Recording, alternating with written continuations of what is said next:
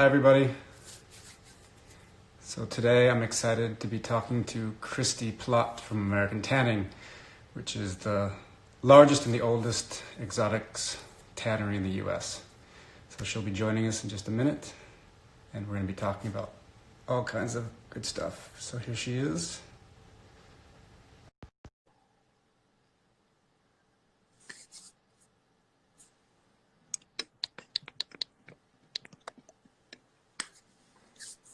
Should be connecting any second.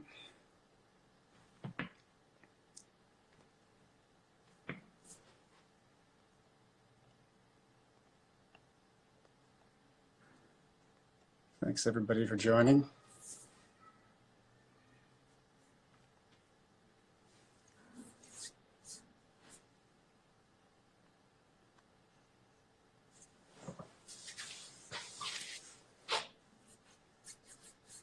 So as I was saying, American Tanning is the largest exotics tannery in the US, and they do a lot to make sure about the laws and the regulations that the US passes are in favor of the exotics industry and make sure that everything's run properly. And so Christy's going to talk to us in detail about all those kind of things, because I often get lots of questions here on my posts about alligator skins and everything. Hold on, Christy's having some problems joining.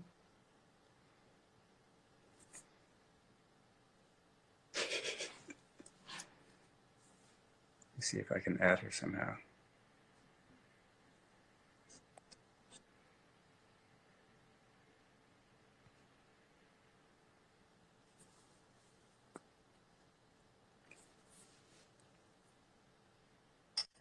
There we go. I will not be out mustache, Peter. You've got me, but you look more like a walrus with that mustache. No, I'm out mustache to you. Hi, hey everybody. How are you? Hey. Thanks for joining me. Thank you. How was your day? Good. Busy. Yeah? Yeah? Yeah, you? Well, it's noon, so, I have only had half of my day, but this is the best part of it for sure. It's going to be fun. Cool, yeah. I mean, you and I always talk at all the leather fairs about everything, but everyone's always asking me the same questions and asking you, so I thought it'd be great to put everything on video and we can talk about everything everyone wants to know about alligators and the burning questions. Conservation and sustainability and all that good stuff. Okay, all right, cool. Good. So first, tell us really quickly about who you are for those that don't know. I think most people do know already, but let us know. Okay, so I am Christy Plott. My family and I own American Tanning and Leather Company. You can find us on Instagram at American Tanning, and we are an exotic leather tannery. We have been in the hide and skin business since 1923, so we're 5 generations in this business, and so that's it. That's me. Some people know. You have a little bit of experience with exotic. Yeah. So you know what's going on. So people sort of as a joke, I got the nickname as Queen of Gator. So you can find me personally on Instagram at Queen of Gator, and but hopefully I can answer some questions that people have given to you, Peter, because I think there's so much mystery for some people shrouding exotics, and ever since the announcement that Chanel made back, right, I guess in the end of last year in December of 2 years ago, basically, was it 18? End of 18? I think so, yeah. December 5th, I think they made an announcement saying they were going to stop using exotics because they couldn't ethically source their leathers. And so I think that there's a lot of people that have questions about that, and we definitely want to answer those and be as transparent as possible, so that people can learn to use exotics and can feel proud about it. Exactly. So maybe you can give us a little bit of background about, let's say, the 60s and 70s time period when it was all the rage to use crocodile bags or crocodile leather for handbags, and then the population got endangered and the laws started getting set up with CITES and everything. Yeah, so basically in the 50s and 60s, alligators were pretty much exploited throughout the United States, and they were overhunted, and there were really very few laws in the United States to protect any type of species from overuse and to protect endangered species. So the state of Louisiana in 1962 started to realize that they had a problem, that they had declining populations. And by 1963, the state of Louisiana had closed their alligator season. And this is really important to point out for people because CITES and the Endangered Species Act came about, I think it was signed in 1973. So 10 years earlier, Louisiana closed their system. Closed their hunting season. And then in 1975 is when CITES was formed, and the rest of the international community, as the kids say, got woke.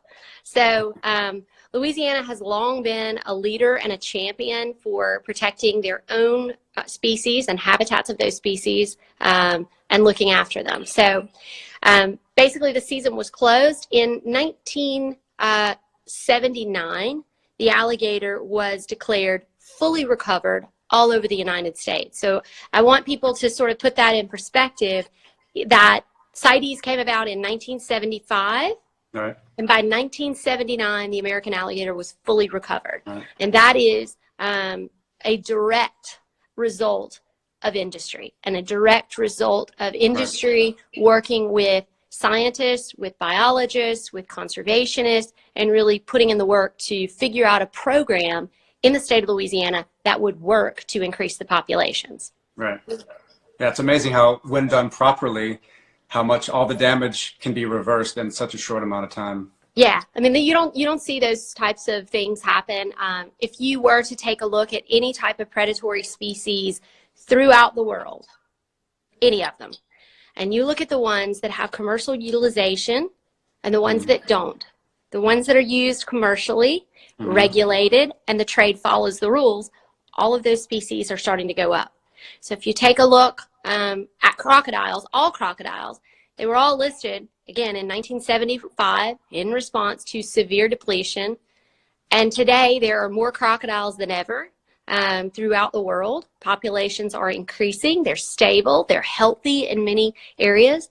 And we are one of the most compliant groups with CITES. So our compliance record is over 99% compliance on American alligator, on products being re-imported back into the U.S. So in a 5-year period from 2012 to 2018, there were over 1.2 million American alligator products, whether that be a keychain or a watch strap or a handbag. Right. And 99.9986% of those, and yes, I did the math myself, I pulled the records myself, 99.9986% of those products were imported with their CITES permits legally. That's great. So it's pretty cool. That's great, yeah, really good. And it's good to have this information out there, because I think one of the big problems is the whole idea of exotic skins is really nebulous to a lot of people. They've kind of just seen like ad campaigns from PETA and things like that against it, and just kind of, bad press and horrific pictures of animals being treated badly. And then so you kind of don't really know any facts at all. You just kind of hear a bit of, propaganda. And so I think it's really important for this industry and for everyone like us working in the industry, and also people who want things done properly and want things to be done correctly and humanely, that all this information is transparent and not just some bad news thrown out there to scare people or make them feel bad about themselves. Yeah. I mean, I think, listen, for people to say or to think that they can't source exotic leathers responsibly, I think that they're simply not trying. Because I know that it can be done. I know that it is done. Yesterday at World Wildlife Day, which was held at the United Nations, the head of corporate responsibility for Richemont Group. Richemont is the 3rd largest luxury brand in the entire world, and they make beautiful objects like Cartier jewelry and Montblanc pens and Chloe, accessories and clothing. They own Net-a-Porter. It's a pretty big company. Massive. And the head of their corporate responsibility program stood up in an international forum and proudly talked about how Richemont uses American alligators, how they are contributing positively to wetlands restoration projects, which aid in fighting global warming and give us clean air. So, you know, there's tons of these types of reasons, but, you know, you have to peel back the layers of the onion. Right. I would encourage anyone who has watched any of these types of PETA videos, first and foremost, to dig a little deeper and to understand, number one, who produced the video and what was their intention. And I always say that if someone is producing a video that is showing some type of an abuse of an animal, and then they want to criticize people like you and me and say that we're murdering animals, well, going by that same type of philosophy, if you say that killing an animal is murder, okay, well, what is videotaping a murder? That's accessory to murder, so it doesn't look like they're trying to stop it. So, I mean, I think that that's something to point out. Right. Now, those videos that were taken many years ago. They were taken in Southeast Asia. The species of crocodile that is shown in that video is a species that is not even legal to come into the United States. And there are no major luxury brands that are using that species.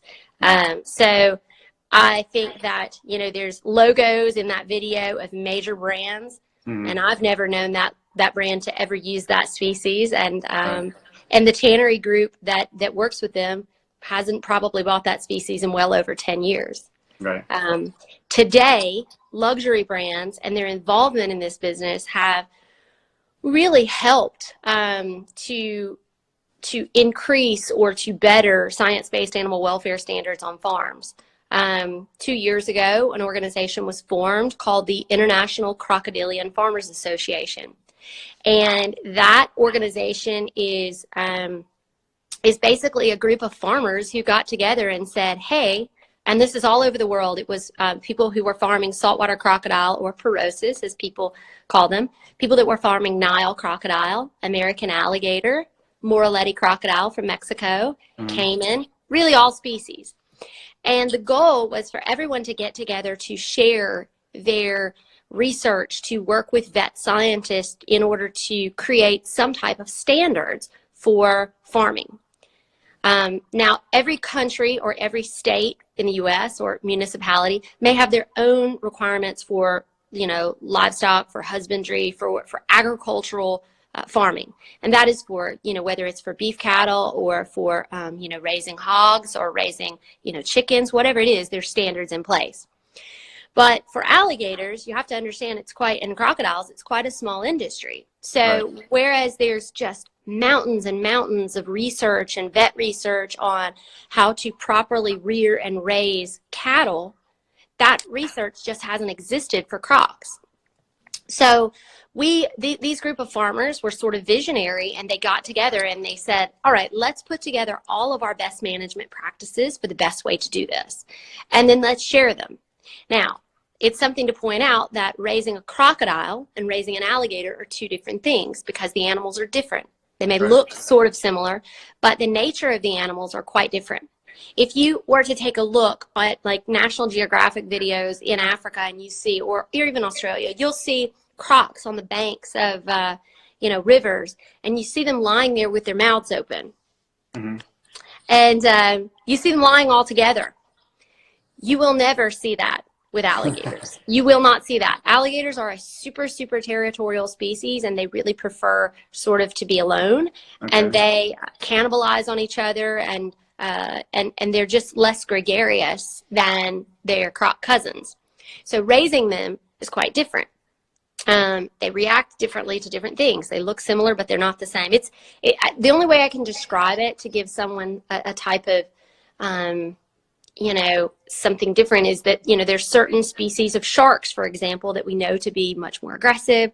There are certain species of dogs, for example, that are much more, you know, aggressive or docile. So we can't, you know, consider that all crocs and alligators are the same.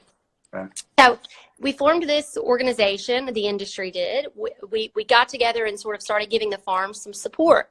And there was, a period of processes where they reviewed and went through all of these standards for science-based animal welfare, working with the OIE, which is the World Organization for Animal Health, which is the world authority for, raising animals in an agricultural form. They're based in Paris. And so they set up an independent third-party certification scheme. So basically what they have now is, for farms, they have a certification scheme where a separate entity comes in and examines that farm and checks to make sure that they're following some protocols. And that is everything from not only the science-based animal welfare and animals having, adequate food, water, cleanliness, all of those things, but also worker welfare, how they're, heating their water, if their operations are environmentally friendly.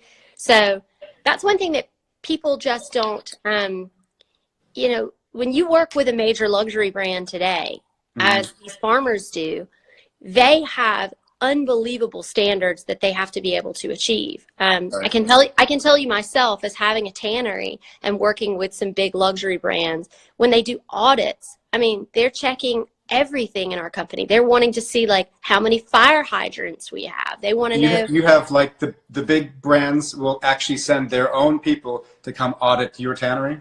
They send a third-party company usually. Okay. So they use an auditing company. Basically, they audit you for everything from social welfare to environmental standards to worker safety, all of those things. But yes, they definitely come in, and they have people that they bring with them who are sort of experts in seeing kind of what's going on, and they're looking for things. And you know what? It's great because it makes companies better. I can tell you myself that we had an audit from a big brand, and they sent someone in, and you know what they told us? They said, you don't have enough what are those things called? Fire extinguishers in the tannery. And so we were like, we just had never been audited like that before. So we, of course, have then since implemented things like, fire safety training. It's like when you're a kid at school. But those are things that brands have done to make businesses like mine to be better, and businesses like the farms. So today there are, the certification scheme is in place.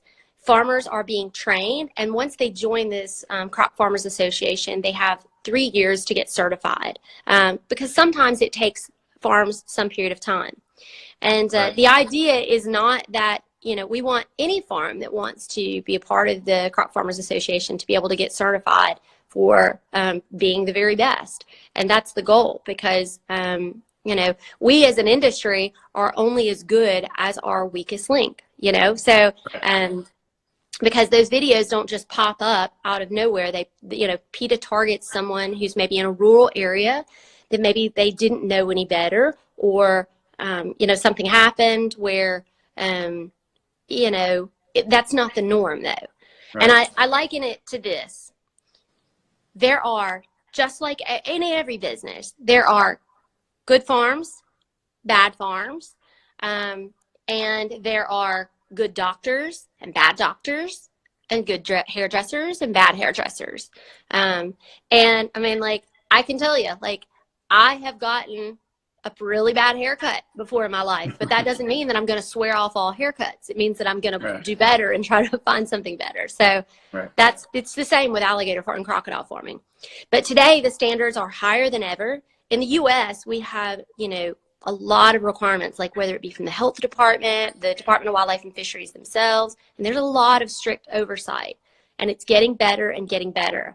And that's one of the things that we have to recognize as an industry, of places where we have fallen short, and continuously try to improve and use vet research and science-based animal welfare research to get better. Mm-hmm. I think that's also something the end consumer doesn't really So sorry about that. I guess we had a bad connection somewhere. So let's see if we can get Christy back to continue our discussion about alligators. Let's see if she's back.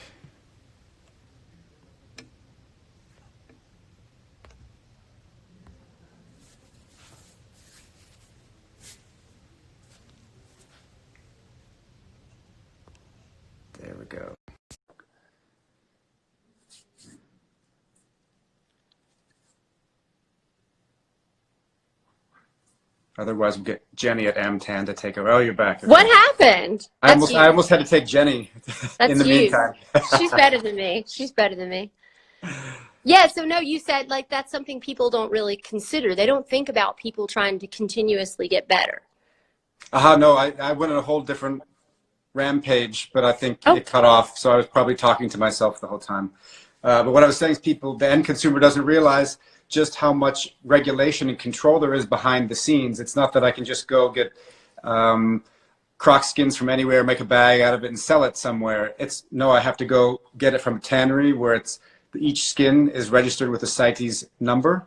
And then when I buy it, that number gets transferred to my account. Like I have an account with the Swiss government, Fish and Wildlife, where they know all my inventory. Then when I make a bag, I have to request the CITES, a new CITES with them, where I give them the numbers of the skins I use, and then it gets transferred into a bag, and then it goes on to the consumer. So all of this is super, super, super regulated in the background, and I think that's what people don't realize, just how much control there is and how difficult it would be for someone just to, get random skins for somewhere and then not only get them, but then to sell them somewhere is also difficult. Yeah. So, by the time an alligator or crocodile skin has been made into a product, or is by the time it gets to by let's say an alligator skin is coming from me and coming to you, by the time it has gotten in your hands, that alligator has been checked no less than 7 times by government wildlife officials for legality. And in Louisiana, it starts all the way from the egg. So, people, you can't just go pick up alligator eggs. You can't just have an alligator. I mean, it's super, super illegal. And quite honestly, people who are trafficking and moving, wildlife illegally in the U.S. particularly, you will get more jail time than if you rob a bank at gunpoint. Because it's a federal crime. It's no joke. So, so it is very, very regulated. And we as tanneries are not seeking out piece one unique of skins. I'm not Cruella de Vil trying to make a coat out of 101 Dalmatians. I run a business. We tan 30,000 alligators and crocodiles, and we're small. We're a small tannery. So we tan 30,000 alligators and crocodiles a year, and I need consistency and regularity in my supply. And people like you and people like Hermes or Louis Vuitton, when they make a Birkin, they want the same size every single time to make that bag. They don't, so that it looks the same. So they have consistency. So there's a tremendous amount that goes into it and a ton of regulation. And there is absolutely no desire or no need for anyone anywhere in the world to buy skins from animals that are poached because they are so available. I don't know if people that follow you have heard about the fact and know exactly how the industry has increased the populations. What do you think they know, or? I think they don't really know. I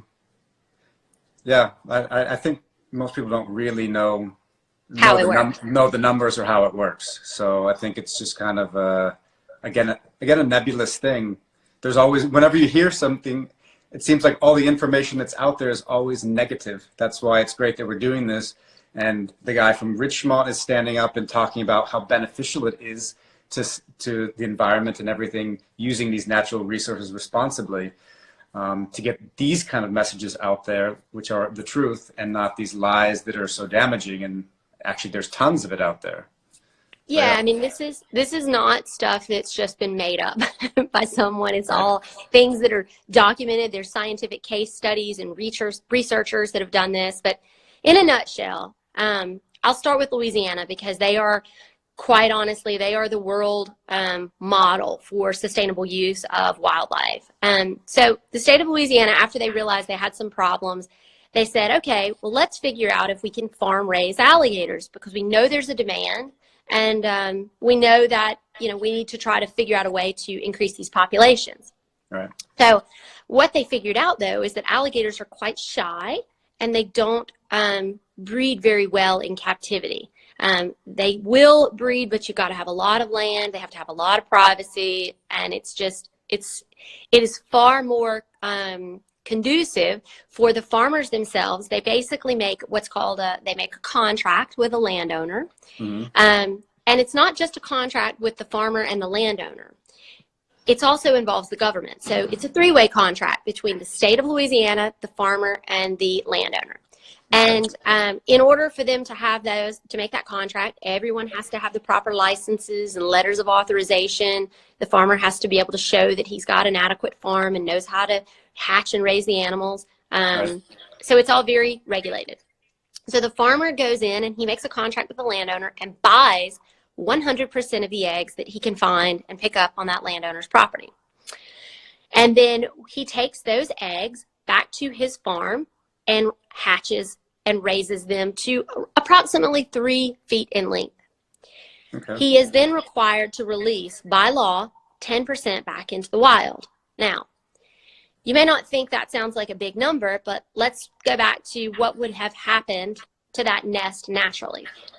So alligators and alligator nests, they're not chickens. They don't sit on top of their nest like a bird. You know, the mama alligator is out and about in the swamp, and everything in the marsh is looking to predate on her nest.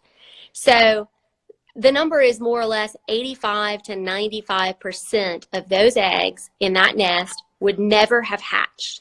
They would have been eaten by raccoons, by, you know, anything, or even if they did hatch, they'd be eaten by other alligators. So that number, that alligator farmer, by taking all of the eggs out, and he takes them out before hurricane season because flood is also a huge risk factor in Louisiana in the marsh. So he takes them back, he hatches them, and then releases 10% back in the wild, which is what has allowed the population to grow and to recover so quickly. And today, there are almost 5 million alligators in the wild in the United States, and populations are healthy and stable. So out of those 5 million, only about 40 to 45,000 are culled each year. That's not very many. That's on wild skins. And the rest of those, the ones that are on farms, are animals that would have never survived anyways. So the farmers are taking a resource, and they are paying landowners for that, paying landowners for the 100% of the eggs, as a matter of fact. And then they are raising that and providing jobs to people in impoverished areas. They are forcing the landowner who owns the land, and these are all private landowners. You know, most of the coastal wetlands in the U.S. are owned by private people. So the landowner, because he wants to earn money selling eggs, guess what he does? He makes his land more conducive to more alligators. So he enriches his habitat, and he doesn't develop his land, and he's able to earn money from his land, which then keeps the habitat in its most pristine form. Because if you are to look around everywhere, the number one cause of species to be lost, or for us to have endangered species, it's actually habitat loss. And alligators and crocodiles are species that cannot live in original habitats. I mean, they cannot live anywhere but original habitats. You can't take an American alligator and put him in, for example, in Pennsylvania and see that he'll survive, because it just won't happen. The habitat's not conducive. So the alligator is the apex predator in the wetlands, and the wetlands are home to more than 8,000 species of other plants and animals. And the number one incentive that any landowner, any private landowner has, particularly in Louisiana, to not develop his land is the sale of his alligator eggs. Over the last 5 years, about $60 million has been put into the pockets of landowners, across the southeastern United States. And they're all undertaking wetlands restoration projects. Another reason that people can feel good about this industry is that there are significant factors in wetlands restoration that contribute to fighting climate change. So we all know, and we have all been reading, that climate change is real. There's scientific research to back it up.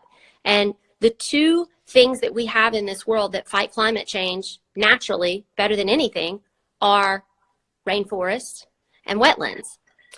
But did you know that wetlands store 4 times the amount of carbon as terrestrial forests? So wetlands are 4 times as effective as fighting climate change. And that incentive for that landowner to undertake restoration projects is really valuable. Only 6% of our Earth is covered in wetlands. Okay. 80% of the coastal wetlands in the United States are privately owned.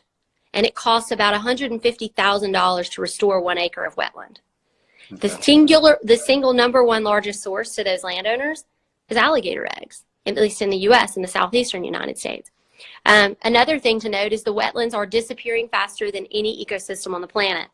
I read something the other day that the rate is 1 football field every hour in the state of Louisiana. And that's pretty massive. And so these projects are really important. And again, it's a direct incentive because alligators don't lay eggs in water. They have to have land. So the landowner is doing restoration projects. So, I mean, that's huge. But every year, coastal wetlands in the United States sequester enough carbon to offset the burning of 1 billion barrels of oil. And that is a true statistic from the U.S. Geological Survey. Okay.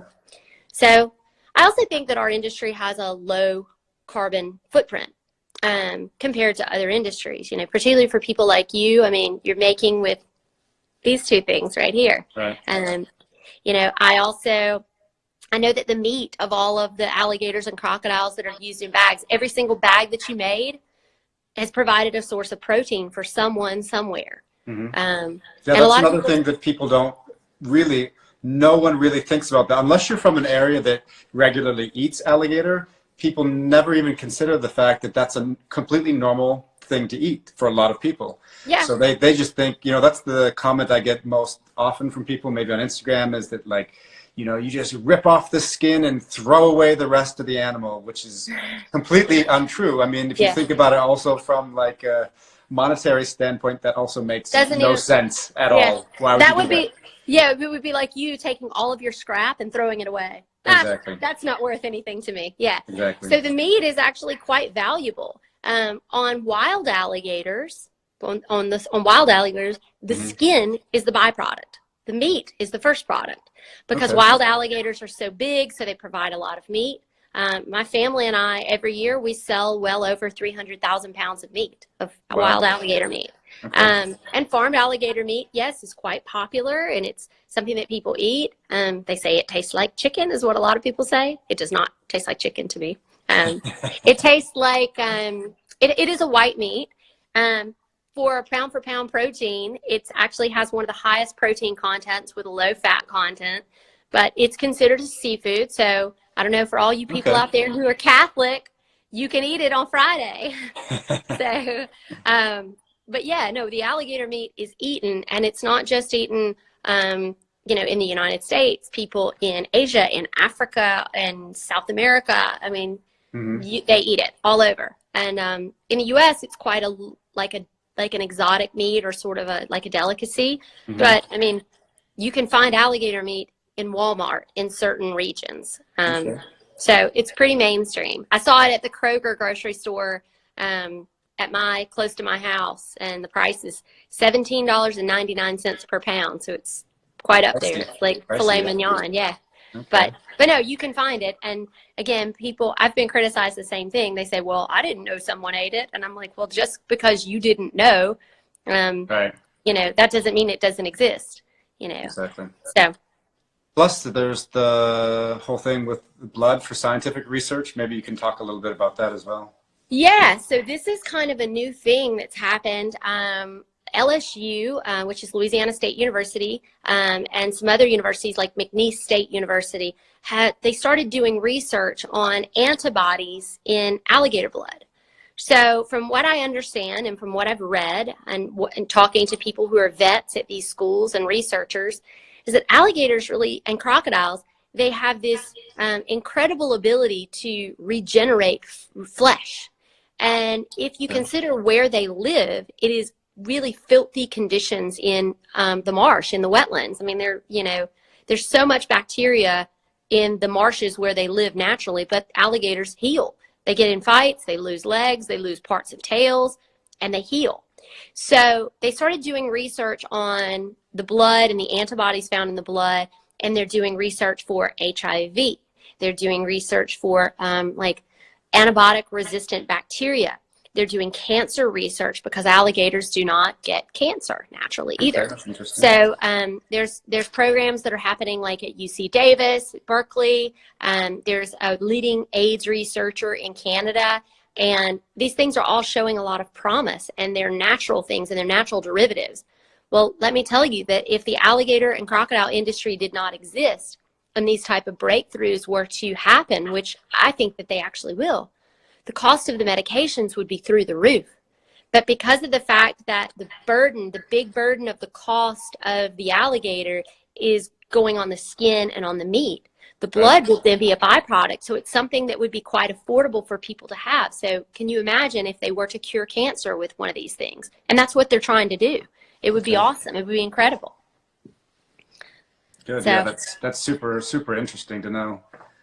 It's not just handbags. It's not just evil people ripping skins off. So we're having some technical issues today, I guess, but now we have it nicely divided into 3 parts. So we'll start part 3 now with Christy, if we get her back.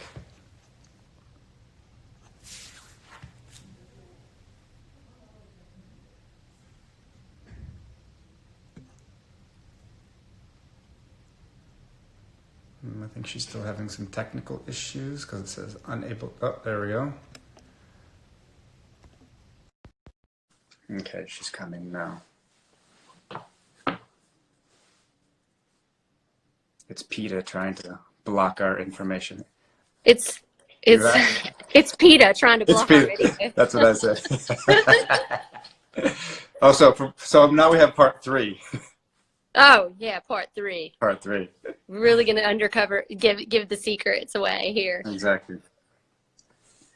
Unfortunately, I had questions before, but every time we get disconnected, obviously the questions are lost, and I haven't had a chance to look at them. So, one's popping up now. I mean, well, okay. These are like more technical questions, not about your kind of stuff. Technical questions like what? Hi. Yeah, like how thin do you split down alligator skins? How do these leathers react in weather? Let's see if there's... Oh, someone says, can you please explain the whole administrative process from the seller to the buyer? I guess we covered that a little bit before already. So you mean like the CITES process? Exactly. Okay, so I can explain a little bit of the CITES process while you're reading those questions, and maybe you can figure something out. Yep. So in the United States, in order to get a CITES permit, the first thing you have to do is you have to have a U.S. Fish and Wildlife import-export license. So you have to have a license before you can get a permit. So that's the first thing. The license is a 1-year license. It's renewable annually. I think the cost is $100, and you can get it pretty quickly. You go online to fws.gov and request an import-export license. Once you, are there any? Okay, I just got a question. I just have one. Does this show up on your screen too? The thanks. Yeah. Okay, so now I figured out how to do it. Yeah. Go ahead, continue, okay, cool. And then we can do that in the future. Okay, so so basically, after you get the license, then you can apply for a CITES permit. And that permit is shipment specific. So for example, if I get an alligator CITES export permit, that export permit is to a specific importer. So for example, like if I'm shipping an alligator skin or skins to PETA, I get a specific CITES permit for those specific skins, tag by tag, and I say these skins are going to Atelier Peter Nitz in Switzerland, and then once it takes me some period of time from the federal government to get it, I have to prove that I had bought those skins legally, and once I can prove that to the government, they then issue the permit. The cost of a U.S. CITES export permit is $100, and that is if you're exporting 1 wallet, 1 alligator tooth, 10,000 alligator skins, or whatever it is. The cost is $100 for 1 permit. And it is shipment specific. You cannot use it again. When I'm ready to export those skins to PETA, for example, I would then present my CITES permit and fill out a form called a 3177, which is declaration.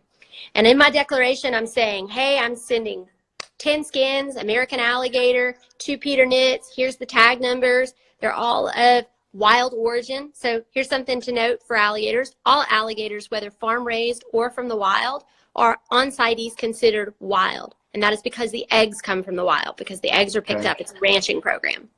So they're all considered wild.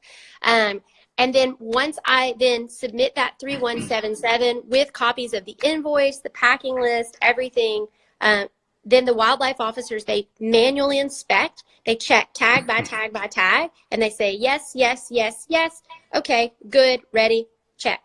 Now, in the meantime, I've had to present those documents to Peter, and he would then have to go to the Swiss CITES authority and request an import CITES. And I don't know what the cost of that is, Peter, but I would imagine it's relatively reasonable, 100 Swiss francs, something like that.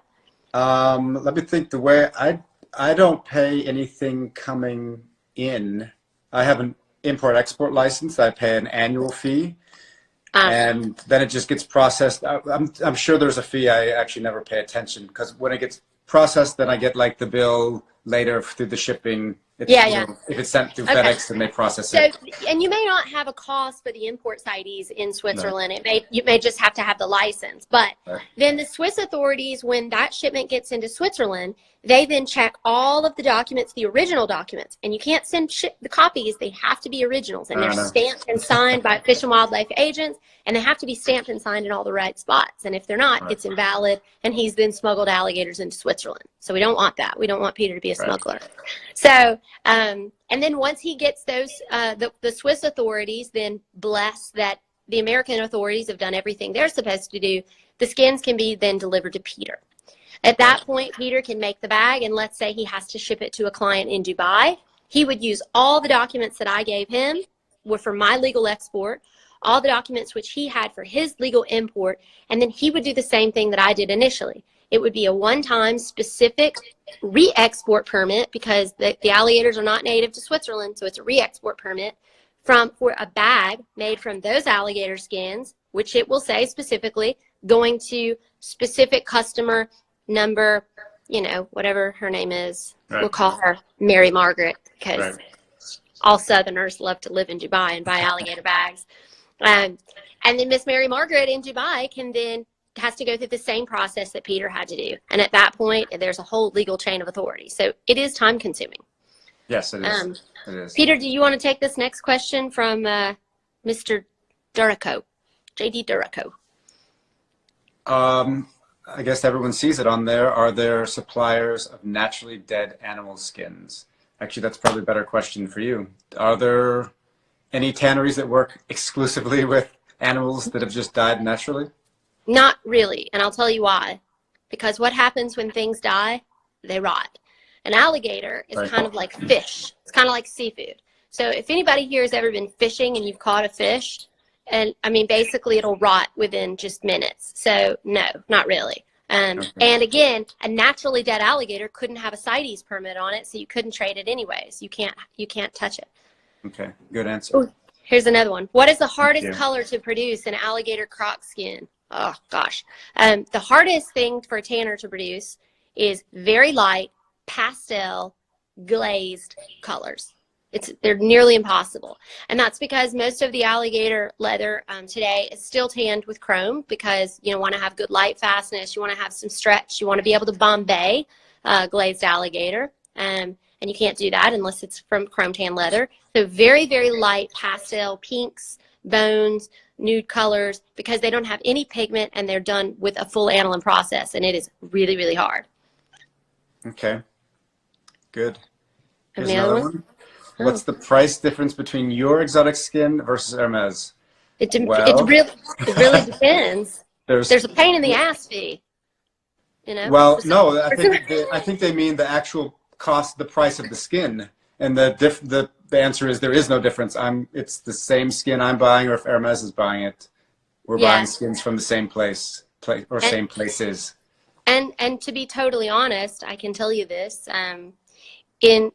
So from my experience working with Hermes and knowing people at the tannery at Hermes, they have invested so much money in their supply chains, and those bags are expensive for that reason. because they've not only invested in their supply chains for having a tannery, but having a farm and having all of those things, investing in science-based animal welfare, vet research. So that's why the skins are really expensive.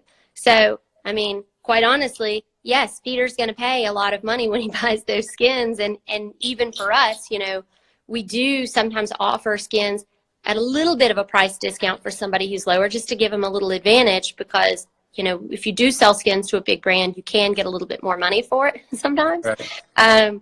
But it's the same quality. You know, we're not culling something.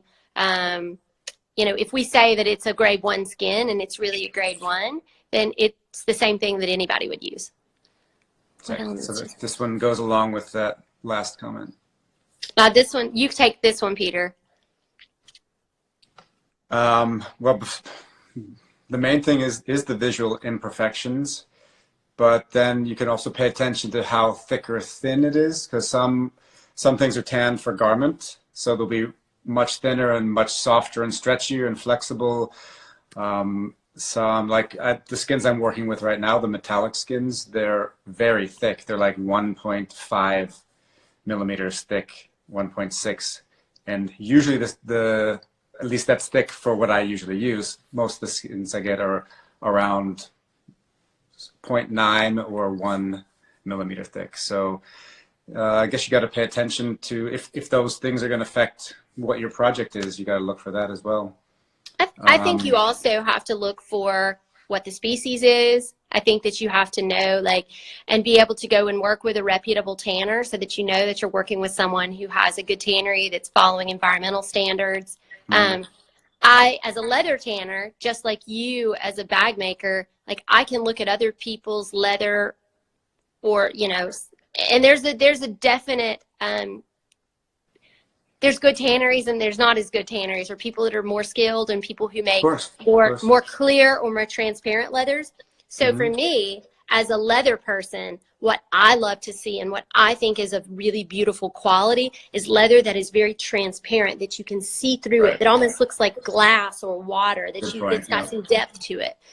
Because leathers that are finished with pigments, for example, they're just not as nice for someone like me. It's like the difference between, you know, a really, really good wine and, you know, one that's just a wine. And some people don't know. They're happy to drink, you know, a lower end wine because they don't know the difference. But if you're really making fine leather goods, the quality of the leather and the tannage and the finishing, those things are all very important. Yeah. If there's too much pigment on it, then it starts to feel more artificial or plasticky feeling. Yeah. And of course it's more durable, like as far as seeing defects or scratches or anything, but if it's more transparent, less pigment, it's much, much more beautiful. I agree with you. Let's see another one here.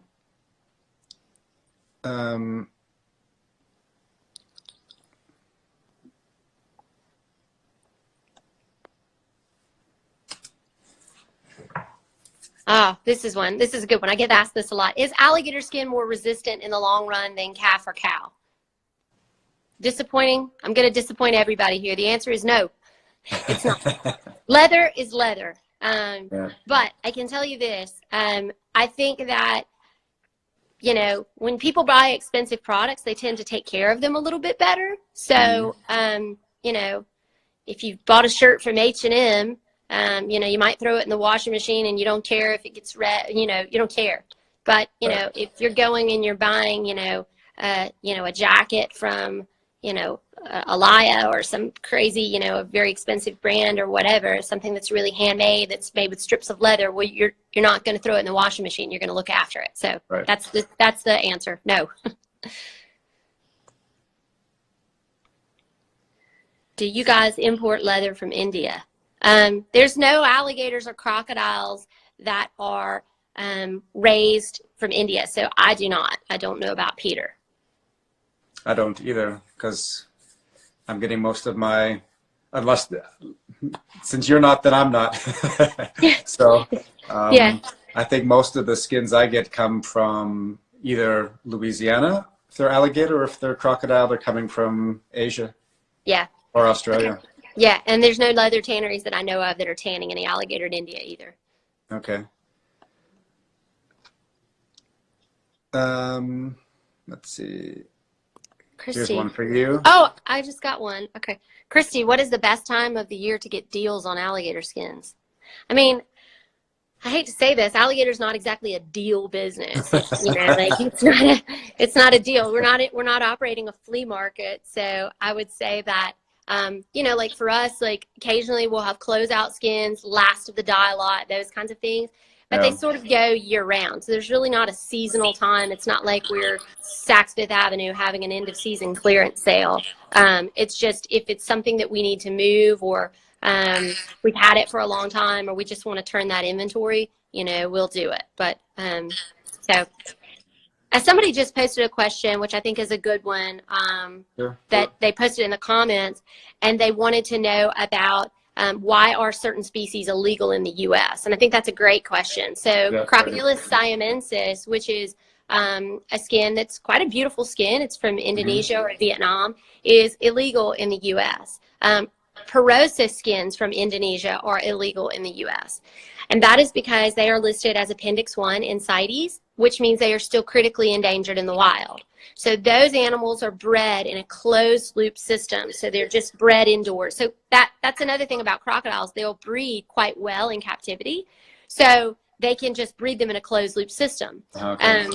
My personal, you know, ideas on that is, for me, I try to source skins from species where I know that there is some type of conservation incentive and some type of habitat preservation. So for me personally, for my own choices of where I buy my raw materials from, I try to stay with species that I know there is some conservation benefit. For example, Australia, they collect the eggs from wild and they have a release program, and it is about conserving the habitat because the eggs do come from the wild.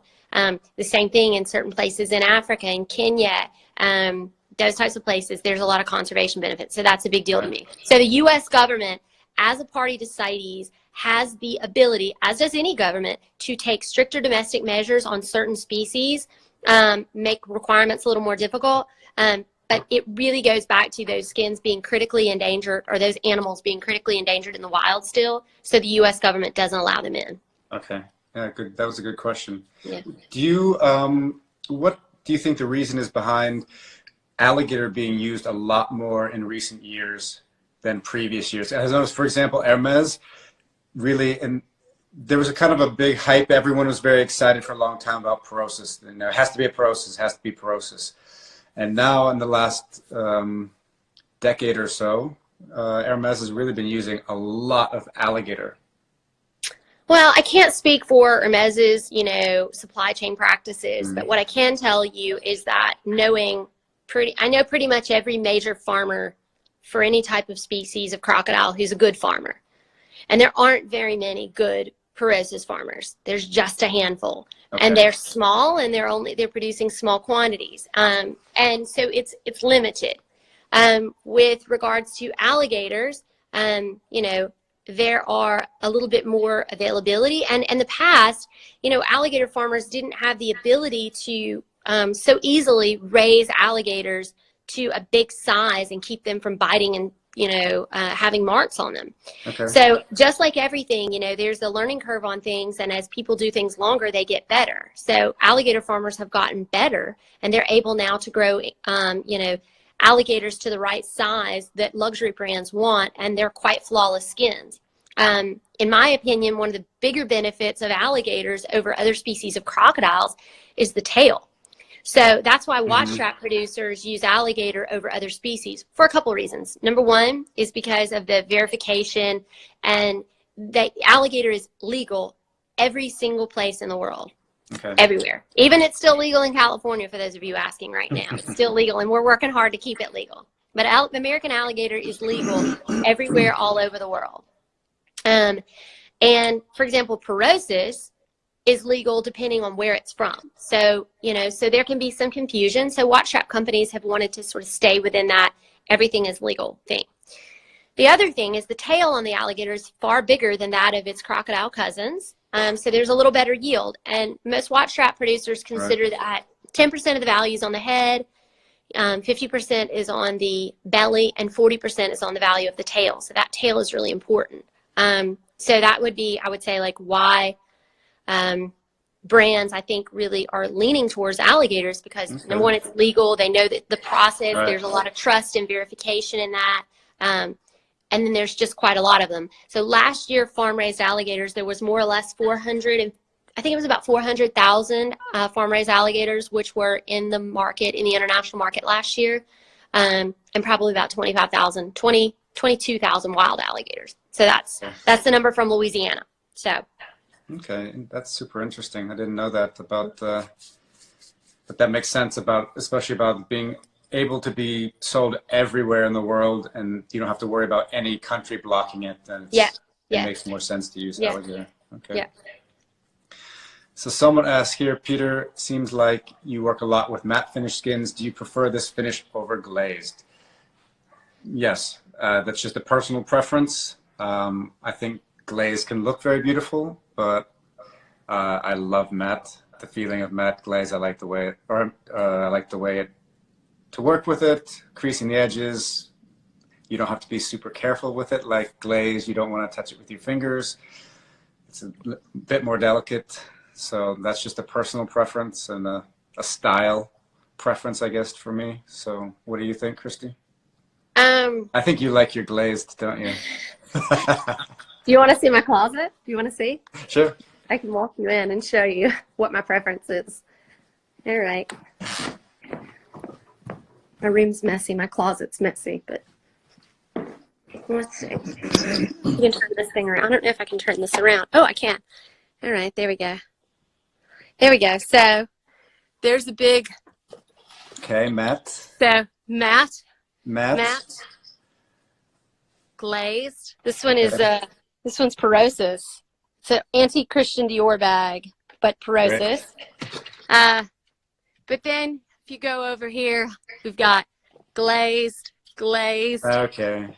Glazed. So I mean, for everyday wear and use, I would say that let's see, come back to you. For everyday wear, I would say that yes, matte is definitely more conducive to my lifestyle. I'm not like a really frou-frou dressy girl, but I'll tell you, as a leather tanner, I know how hard it is to make glazed leather, and I know how hard it is for people to work with glazed leather, so I have such an appreciation for that. So yeah, glazed. I'm a glazed girl, but I mess them up. I ruin them a lot. Good. Let me see if there's any more questions.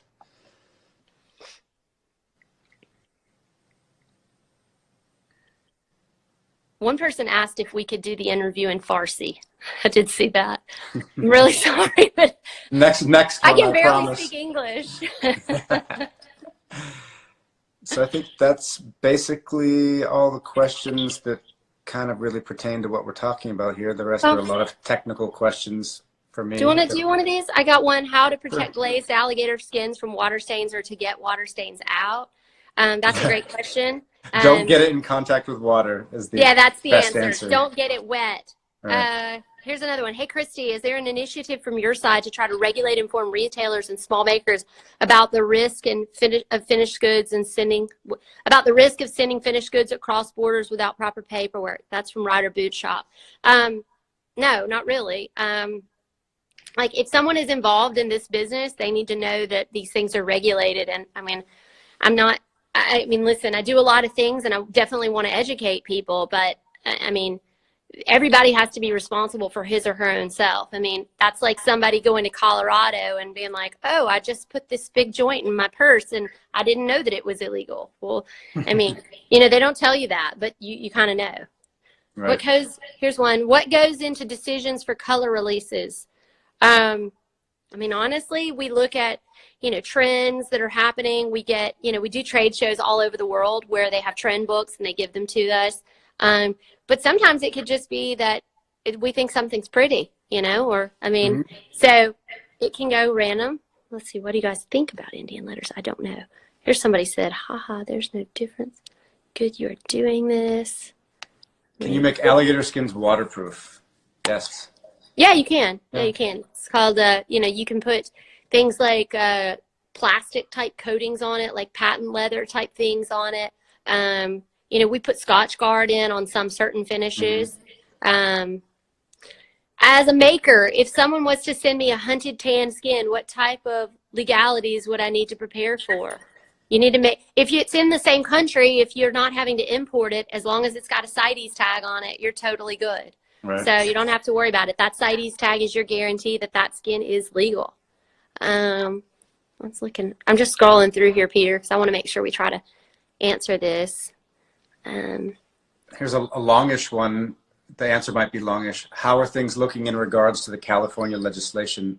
I mean, this is something you're really at the forefront of, so. So actually, I talked to the attorney yesterday. So the law firm is a firm out of Washington, D.C. It's Kelly, Dry, and Warren. And we have awesome attorneys, so shout out to Kelly, Dry, and Warren. And so here's where we are. Right now, we have gotten a temporary injunction in the state of California. A federal judge granted that.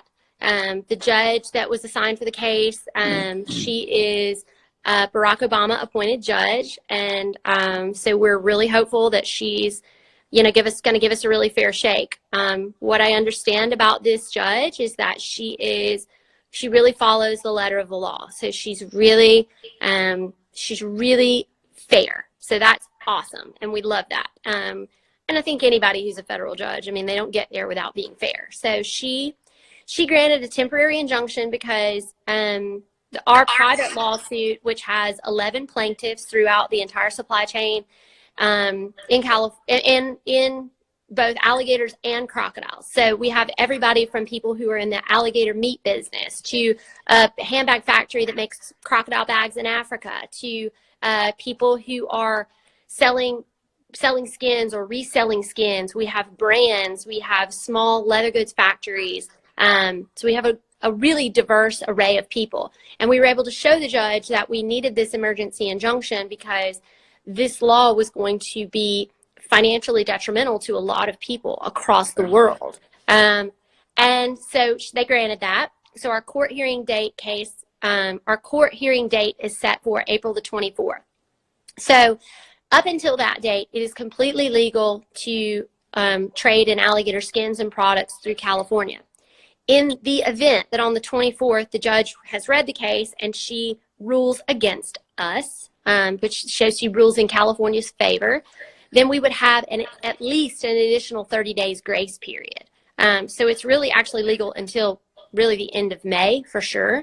But I'm hopeful that the case that we presented, which basically says that the federal government, who is setting the laws on whether or not trade in these species of alligators and crocodiles is legal, it has the final say-so. So if you take animals out of this, if you take animals out of the equation, and you were to consider that, I don't know, the state of Tennessee decided that the voting age in their state should be 19 instead of 18, well, that wouldn't stand. The federal government would be like, no, the voting age is 18, and states don't have the right to override the country. And that's something called the Supremacy Clause of the Constitution. It basically says that federal law is a supreme law. So that's the argument that we're fighting for.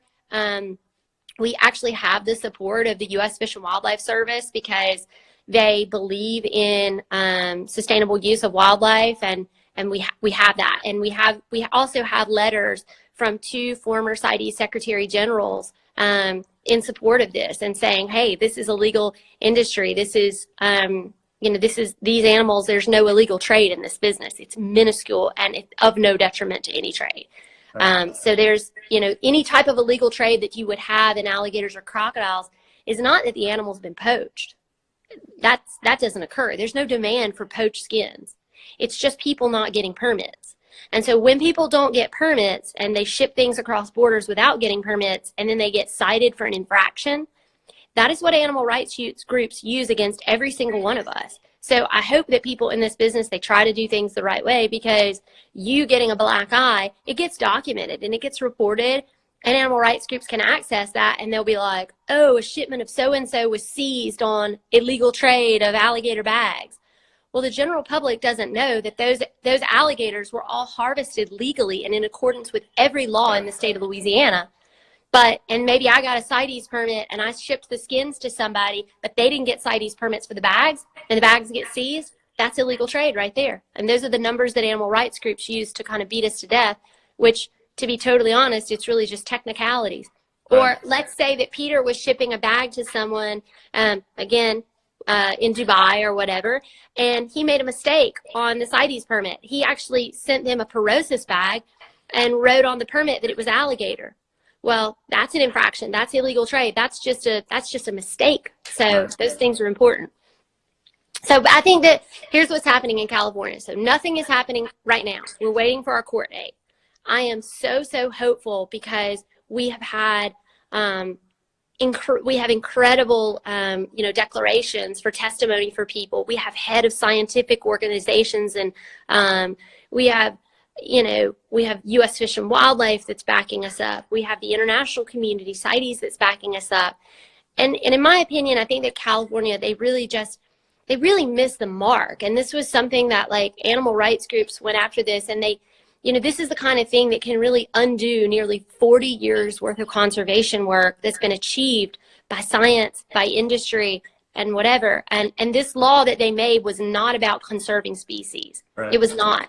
It was about animal rights, and that's what it was about. So I'm kind of like, you know what? If they can try to ban trade in a species where there are massive conservation benefits to the world, global warming benefits, providing jobs to local communities, indigenous people, people in Africa and people in Papua New Guinea who are indigenous people who rely on this. It's their only source of income.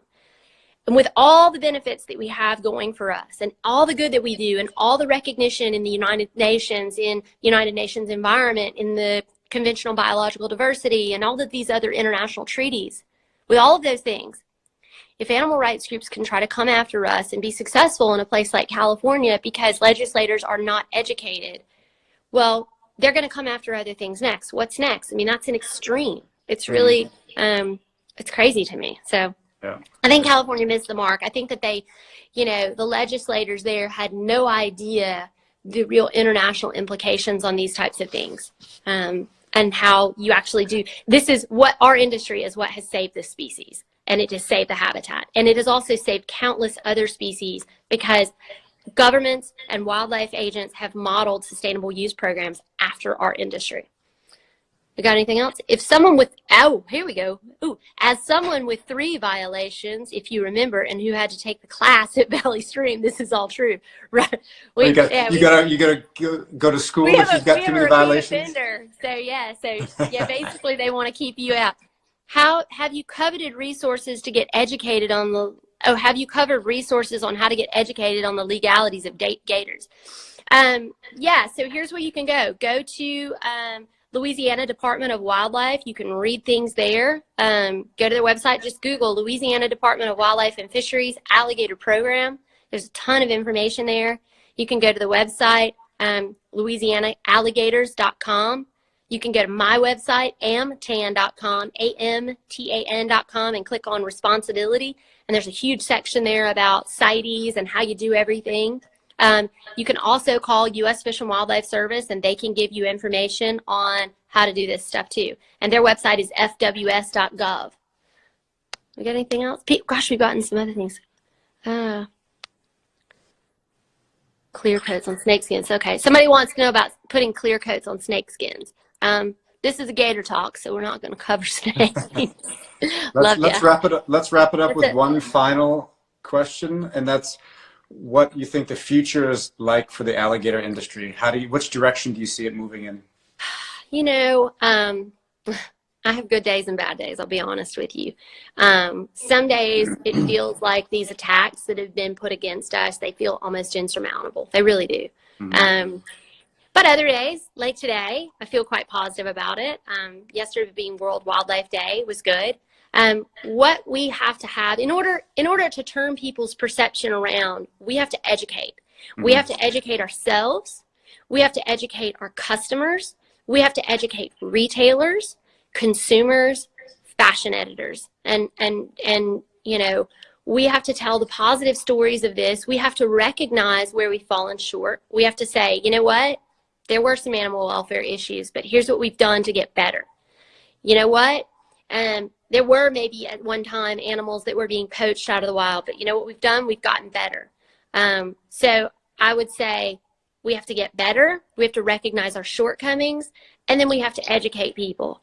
And, yesterday was a massive move by Richemont Group stepping out and publicly saying, hey, we use alligators and we think it's good for the environment. And we think that the apex shopper in the world protects apex predators. And I said, wow, that's really awesome. And LVMH is another one who has stepped out publicly. They presented this year at CITES in Geneva, and it was really fantastic. And I was really proud of them because they have a big target on their back. They're not like, sometimes other people. So they're scared because it's not a huge part of their business compared with like silks or porcelain or China or whatever the other things that they're selling.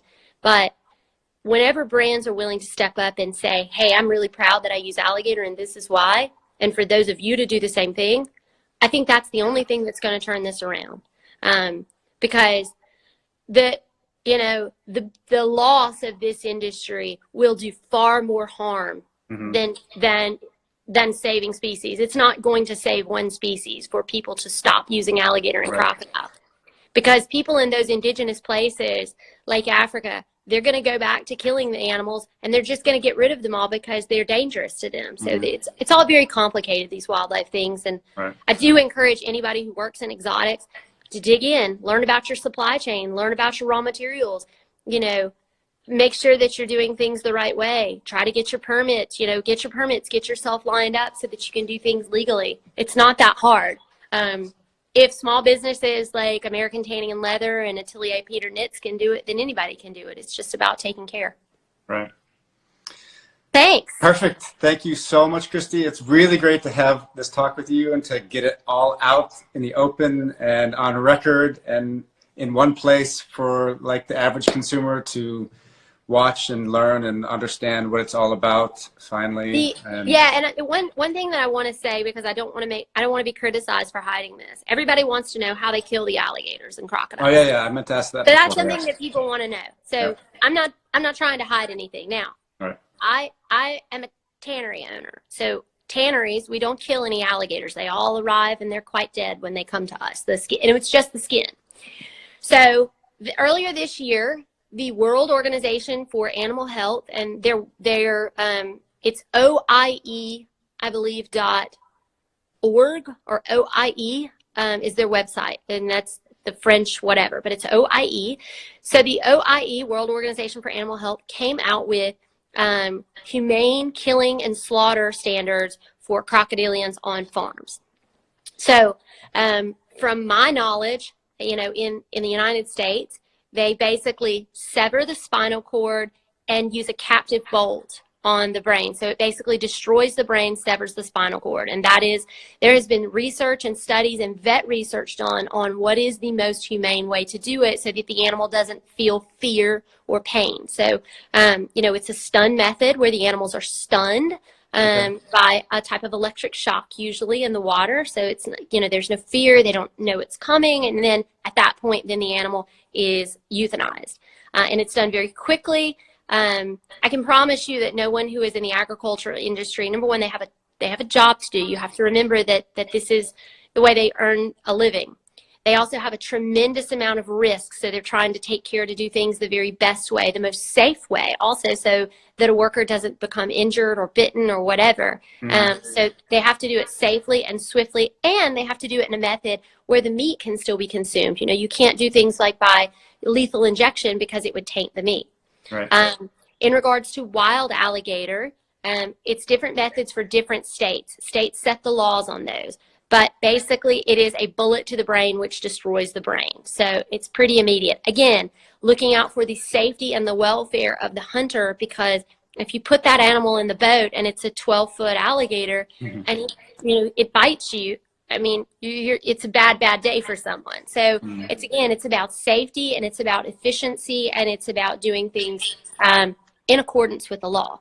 So you can actually look up those standards for OIE, but you can't do things like freeze them to death, or, there's all different types of, agricultural methods, which are, when you stop and think about it, gosh, it's ugly, but, that's what it is. That's what they do. They raise the animal for the animal to die, to be eaten, and for its leather to be used.